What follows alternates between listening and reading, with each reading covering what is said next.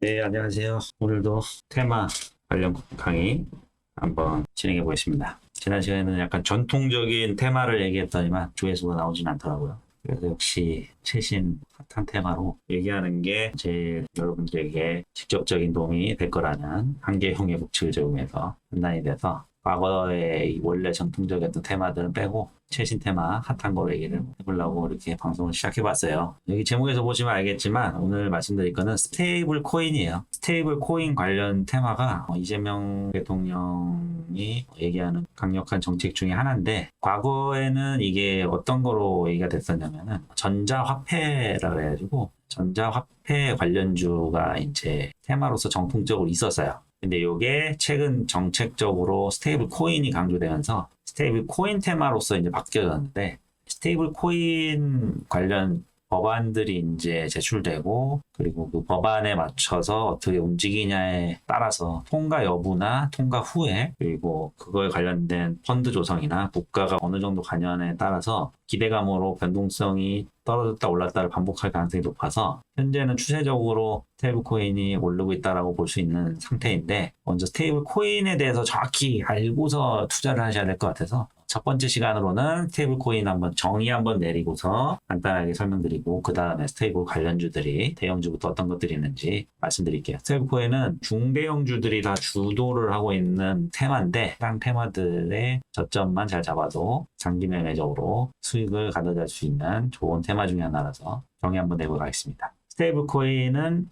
여기서 보시는 대로 달러 등 법정화폐나 그 기타 자산의 가치를 고정해 가격 변동성을 최소화한 암호화폐로 1코인은 1달러 가치, 일정 가치를 유지하도록 설계된 가장 대표적인 것이다. 이렇게 나와요. 스테이블 코인은 비트코인, 이더리움 등 기존 암호화폐의 높은 변동성을 보완하기 위해서 개발되었고, 미국 달러에 고정해 이런 식으로 한다. 이런 게 있죠. 실제 이제 미국에서도 이렇게 발행된 것들이 있긴 한데, 이 내용이 생각보다 쉬운데 어려워요. 그래가지고 제가 한번 정말 쉽게 한번 이 내용을 한번 설명 한번 드려보겠습니다. 이 변동성을 최소화하는데 가치를 고정한다는 단어가 이게 생각보다 이해하기가 어렵거든요. 그래서 이 부분을 자료로서 이게 시작해 보겠습니다.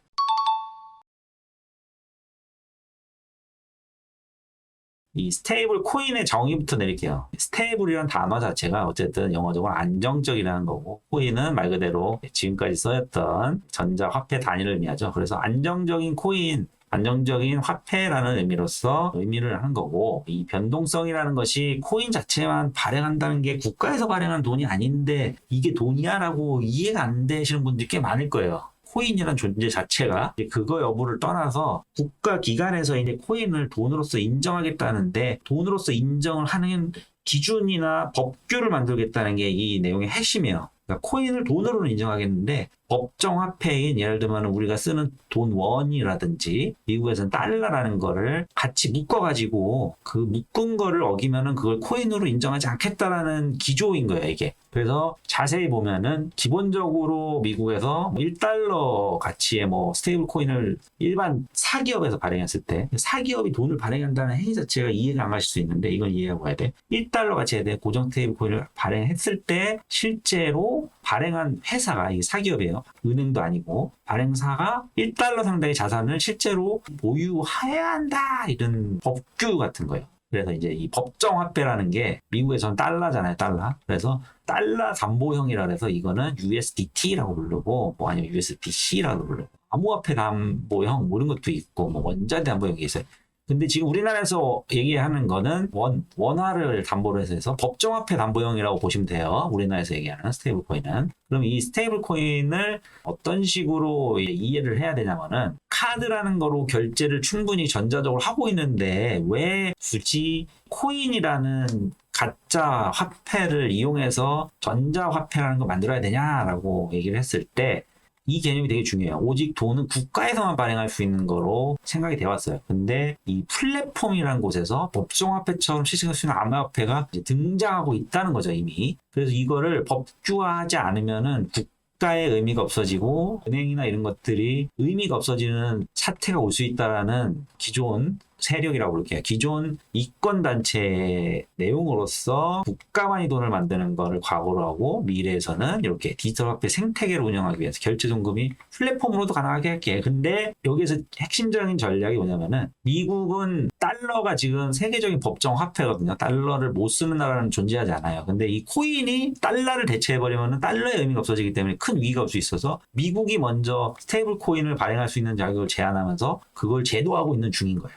이미 코인이라는 건 존재는 우리가 부인할 수는 없어. 근데 달러를 무시하지 못하게 하기 위해서 이걸 만드는 거거든요. 그래서 이제 미국에서는 달러 기반 스테이블 코인을 훨씬 강조해가지고 달러에 기반을 둔 스테이블 코인을만 우리는 이제 디지털 화폐로서 인정하겠다 이렇게 얘기되는 거고, 그럼 이게 문제가 뭐냐면 만약 달러 기반 스테이블 코인이 전 세계적으로 퍼져버리면 달러가 중요한 유일한 국가 돈이 될 수 있단 말이에요. 그래서 다른 나라들조차도 달러 기반보다도 우리나라는 원화 기반의 스테이블 코인을 발행해야 돼라고 하는 거죠. 왜냐면은 우리 원화의 힘이 약해질 수밖에 없는 상황인 거예요. 원화 기반 스테이블 코인을 하지 않으면 달러 기반 스테이블 코인이 전 세계에 돈을 왔다 갔다 하는 것들, 이런 것들을 주도할 수 있기 때문에 우리나라도 원화 기반 스테이블 코인을 빠르게 지금 준비하고 있다, 이렇게 해석하시면 돼요. 근데 제가 여기서 정의 드리는 게 정확히 드릴게요. 그동안은 그냥 코인만 발행해도 코인이라고 불렀어요. 근데 이 스테이블 코인이라는 거는 발행한 회사가 법정 화폐를 일정 수준 보유해야 한다는 법적 규정을 만들어가지고 회사가 1코인을 발행했을 때 예를 들면 1원이라는 한국 돈을 가지고 있어야지만 이 자산과 코인의 대비로 규제를 만들어가지고 아무나 이제 코인을 발행할 수 없게 하되 국가의 법정 통화를 수호하겠다는 입장인 거예요.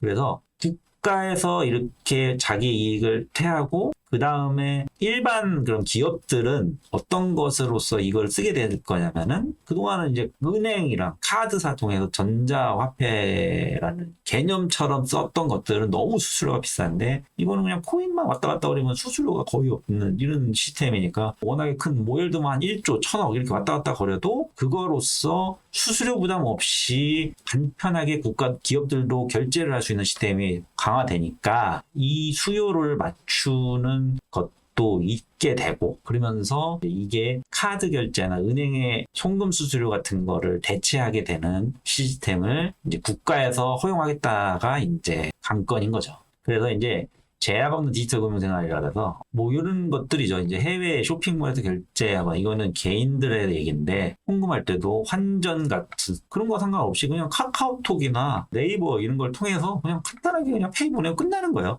그러면 이제 그게 송금 효과가 완벽히 되는 거죠. 그리고 그거에 대해서는 아무나 할 수 없게 되는 이유가 뭐냐면 당연히 이제 자산을 보유할 수 있는 스테이블 코인이라는 단어가 아까 얘기했던 법정화폐를 해당하는 가치만큼 보유해야지만 이제 할 수 있게 만들겠다는 게 핵심이거든요. 그래서 그걸 보유한 사기업도 이 결제 송금이 가능하게 법으로서 테두리를 하겠다. 이 얘기가 핵심인 거죠. 그래서 이제 카드사나 뭐 그동안의 은행들은 사실은 큰일 났어요. 이런 것들이 생겨버리면은 이런 것들이 이제 그들이 가진 이권 같은 것들, 예를 들면 환전이나 송금 같은 거는 사실상 은행의 업무라고 생각했는데 그거를 디지털화해서 사기업들에게 뿌려버리겠다라는 기조가 생겨버린 거기 때문에 이 부분은 생각보다 큰 변화가 올 수 있습니다. 어쨌든. 그래서 오늘은 여기까지 얘기하고 다음 시간은 이거에 대해서 관련주와 그리고 스테이블 관련해 그 스테이블 코인 정의는 뭔지 알겠다. 어떤 회사들이 주로 할 수 있으며 그게 우리 생활에 어떤 영향을 미치는지, 그리고 어떤 주식 관련주들이 지금 이 스테이블 코인을 할 수 있는 거로 언급되고 있는지 설명드리면서 마무리하겠습니다. 감사합니다. 들어주셔서.